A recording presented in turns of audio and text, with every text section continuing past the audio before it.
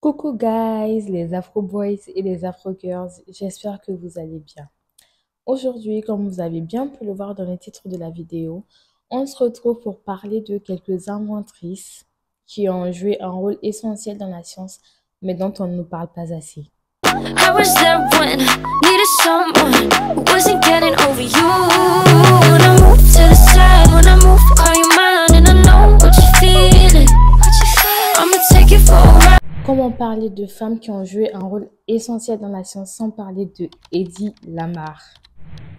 Hedy Lamarr, née en 1914 et décédée en 2000, était une actrice autrichienne-américaine qui a co-inventé avec un certain compositeur du nom de George Antheil un système de brouillage de signaux radio pendant la Seconde Guerre mondiale, ce qui a jeté les bases de la technologie de Wi-Fi que nous connaissons actuellement, c'est-à-dire un système qui est l'ancêtre du Wi-Fi, oui, du Wi-Fi que nous connaissons actuellement. Periods. En faisant cela, Hedy Lamarr a non seulement prouvé qu'en tant que femme, elle ne devait pas être limitée seulement qu'à sa beauté, et aussi qu'elle pouvait être coquette et intelligente. Oui, parce que il y a certaines personnes qui en doutaient et qui en doutent toujours aujourd'hui. Nous ne pouvons naturellement pas continuer cette vidéo sans parler de l'incontournable Dr. Shirley Jackson. Dr. Shirley Jackson, née en 1946, est une physicienne et ingénieure afro-américaine.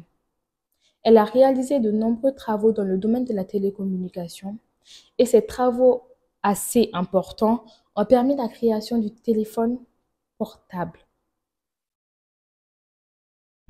Nous n'allons quand même pas oublier Dr. Gladys West. Dr. Gladys West, née en 1930, est une afro-américaine et co-inventrice du GPS tel que nous le connaissons aujourd'hui, qui est notamment à la base de systèmes comme Google Maps. Décidément, en faisant cette vidéo, je suis quand même fière d'être une femme.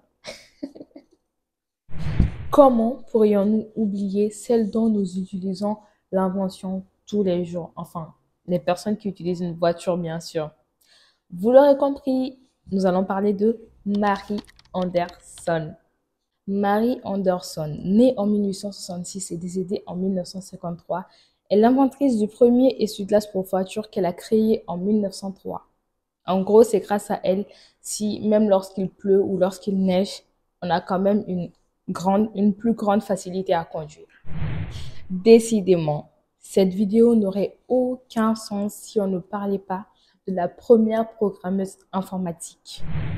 Effectivement, il s'agit de Ada Lovelace. Ada Lovelace était une mathématicienne britannique du 19e siècle, célèbre pour avoir inventé le premier algorithme destiné à être exécuté par une machine, spécifiquement la machine analytique de Charles Babbage.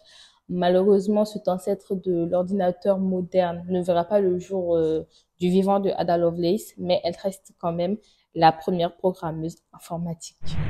Je ne vais pas oublier de citer Elizabeth Magie, une inventrice américaine née en 1866 et décédée en 1943, qui est l'inventrice du jeu Monopoly connu et reconnu jusqu'à aujourd'hui.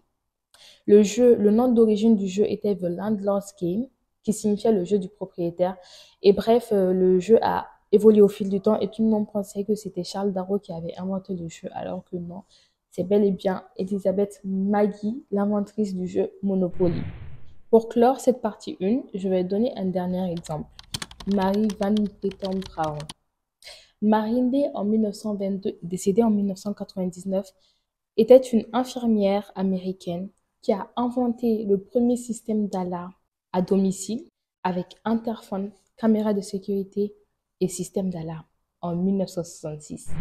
Nous allons maintenant passer à la deuxième question principale de cette vidéo. Alors pourquoi les hommes ont beaucoup plus inventé que les femmes? Est-ce parce que les hommes sont plus intelligents? Est-ce parce que les femmes sont moins intelligentes?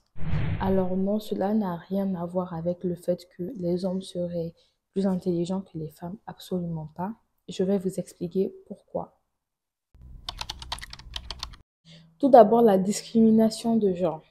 À l'époque, les femmes étaient beaucoup plus encouragées à être femmes au foyer. Elles n'avaient pas accès à l'éducation nécessaire pour l'innovation. Elles n'avaient pas les opportunités nécessaires même lorsqu'elles voulaient innover, elles n'avaient pas les opportunités nécessaires et elles étaient fortement découragées parce que à l'époque, la science, les mathématiques, la physique, tout ça, c'était des domaines considérés comme masculins. Donc, à l'inverse, les hommes étaient beaucoup plus encouragés à exécuter ces domaines-là et les femmes n'avaient pas vraiment l'opportunité de poursuivre des carrières professionnelles ou de développer leur carrière professionnelle. L'inégalité des genres, comme je l'ai dit plus tôt, les femmes étaient plutôt considérées comme bonnes à rester à la maison et les hommes comme bons à poursuivre des carrières professionnelles. Donc cette inégalité ou cette organisation de la société a empêché de nombreuses femmes à s'intéresser ou à poursuivre des carrières professionnelles. Troisièmement, le point qui est le plus important pour moi, le manque de reconnaissance. C'est-à-dire que malgré les défis, il y avait certaines femmes qui résistaient, qui voulaient innover. Et lorsqu'elles innovaient, soit elles étaient ignorées, leurs inventions étaient ignorées, soit lorsque leurs inventions étaient trop bien pour être ignorées, on les attribuait à des collègues masculins. Donc, elles ne recevaient pas la reconnaissance qu'elles auraient dû recevoir. Et cela décourageait énormément, sans oublier le fait que beaucoup de femmes n'obtenaient pas de licence. Elles étaient nombreuses à ne pas pouvoir obtenir une licence pour leur invention. Le manque de modèles. À l'époque, les femmes avaient rarement un modèle à qui elles pourraient s'identifier pour aussi suivre la même carrière. Elles se disaient d'office que, vu qu'il n'y a pas de femmes qui sont dans des domaines comme la science, ça veut dire que les femmes ne devraient pas être dans les domaines comme ça. Donc, elles se disaient automatiquement que non, ce n'est pas un domaine pour elles. Et ça a freiné beaucoup de femmes. Donc, à partir de maintenant, si tu es une fille et que tu regardes cette vidéo, quand on va te demander, oui, mais qu'est-ce que les femmes ont fait dans ce monde? Qu'est-ce que les femmes ont inventé? Maintenant, tu as quelques exemples. Et tu peux aller sur Google pour aller chercher encore plus d'exemples. Parce que moi, là, je parlais beaucoup. Hein. Quand j'étais dans les petites, là, je parlais beaucoup trop. Mais à chaque fois qu'on disait ça, je ne savais pas, en fait. Parce qu'à l'école, on ne nous l'apprend pas. Moi, je ne savais pas. Je ne savais pas que les femmes avaient autant contribué à la science. Donc, je n'avais pas vraiment d'arguments. Maintenant, j'en ai. Et franchement, j'aurais aimé avoir ces arguments plus tôt. Ça m'aurait permis de clouer le bec à certains garçons. Merci d'avoir regardé cette vidéo, les Afro Boys et les Afro Girls. Et bye bye! I was there when needed someone who wasn't